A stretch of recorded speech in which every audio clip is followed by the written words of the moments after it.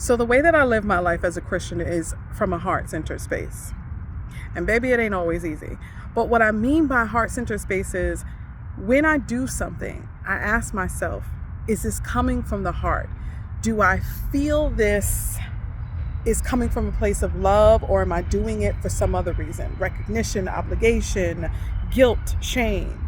If I'm doing it for any other reason other than love, then for me, that's kind of like a little marker to say, well, this is not the godly thing to do. This is not what God will want you to do. He is love. And so all the things that he does for us is of love. The biggest sacrifice that he gave was his son, and that was done because he loves us. And so even though that decision was hard, he didn't do it because he's like, oh my gosh, you guys can't get it together. Y'all get on my nerves. He did it because it's like, I love you, and I'm going to make this grand gesture that is going to activate this redemption so big that for centuries to come, people can reap the benefits of my love. And knowing that for me keeps me in a space of thinking, if I say yes to this, am I saying yes out of love? When I do this, am I doing out of love? I tithe, right? As an independent contractor, my money doesn't come in on this bi-weekly or weekly basis, but whenever I get it, I'm giving my 10%. And I'm giving my 10% not out of obligation, but constantly from a space of, this is God's. He gave it to me because he loves me this much, and I love him enough to do what is asked of me and to give it back. So my heart is centered around the actions that I take. Or the actions that I take is centered around my heart, It's interesting because one of my favorite Bible verses, even before I really practiced faith in the way that I do now, one of my favorite Bible verses was Proverbs 4:23, I think it is. And it's the one about guarding your heart. And when I hear it now, or when I read it now, I'm always amazed because I feel like it's saying to me, protect this thing. For so long, the hurt and the pain of the trauma that I had been through in life had hardened my heart, and I became like the protector of it. And I realized through faith and understanding the Bible and what God's will is for my life that I don't need to protect something that God already has a hand over. If I'm saying that my life is his and God used me and my prayer is always to be used by him, then why am I trying in my own strength to protect something that I can never, ever, ever do as good of a job as he can? So I yielded to him. I yielded to him. And it's not this one-time thing, right? It's not a one-off where it's like, oh God, yeah, you can have this. It is a constant thing. And I know that I need to do it over and over again when there are moments of frustration or moments of anguish or moments of confusion. I have to go inward and ask myself, what's happening for me? What am I missing? What did I do? How did I show up in this situation?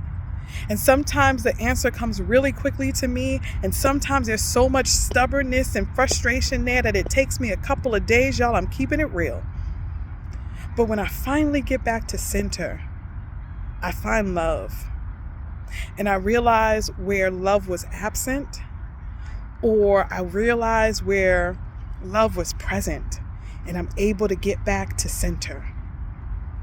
So I say all this to say that I'm a real practical person, and I'm always trying to figure out how to make things plain and easy to understand. And so this is one that I live by on a daily basis, and I wanted to share it with you guys. I speak a lot about my growth journey, and I would be remiss to speak about my growth journey without talking about and sharing some nuggets of how I operate daily in faith. So if y'all follow my coaching, if y'all know anything about my business, Never Stop Growing Coaching and Consulting, then you know that I love transparency. And so this is just allowing you all into a broader space in my life. And this is a big one because this is how I'm able to do the things that I do. This is how I'm able to show up when business isn't doing great. This is how I'm able to show up when I am so busy that I don't know how I'm going to keep up. This is how I'm able to keep up when there's question marks around. This past week and a half has been extremely difficult on multiple levels.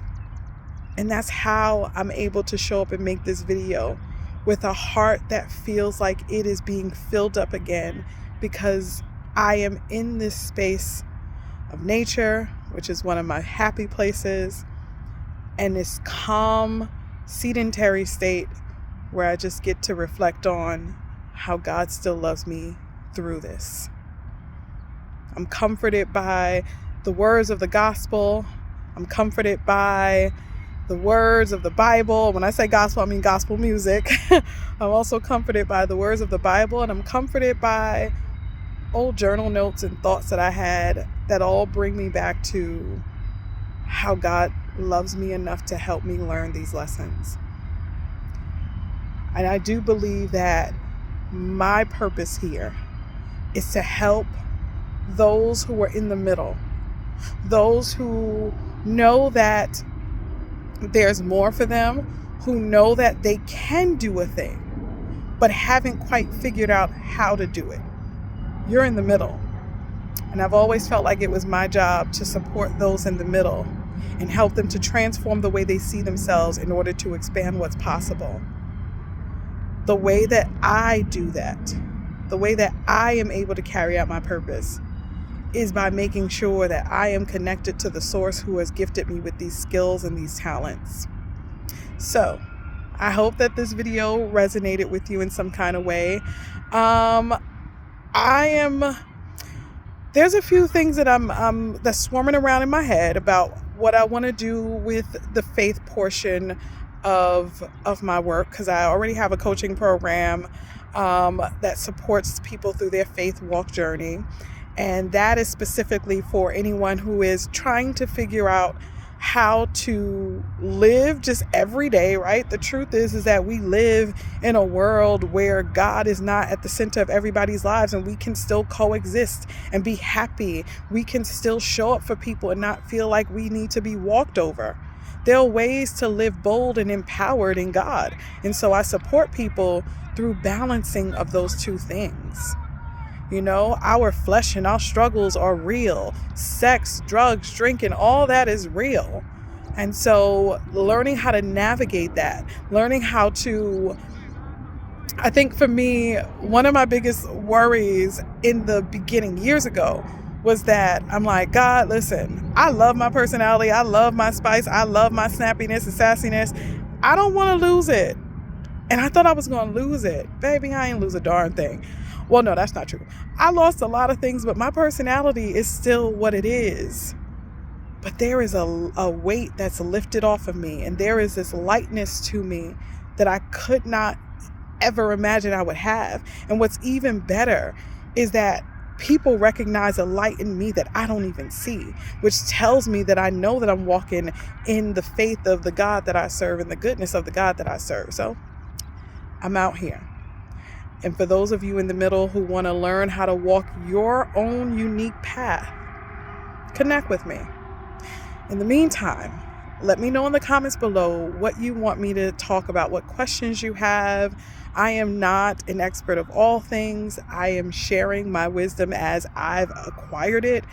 And of course, in all things, I pray over things before I speak, just to make sure that, I'm taken out of this and God is using me to speak to his people in the way that he would want.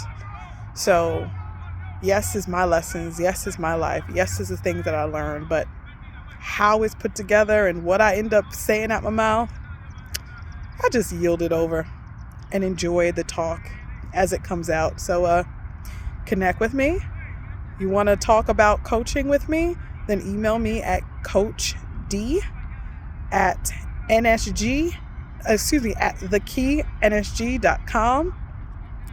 The specific details are in the description, so just look through it. You'll see the email address. If you want to just connect more here, drop your questions in the comment, drop your thoughts, and I will review them. And if I'm called to make a video on it, you got it. I respond to my comments because it's enjoyable. So in the meantime, never stop growing.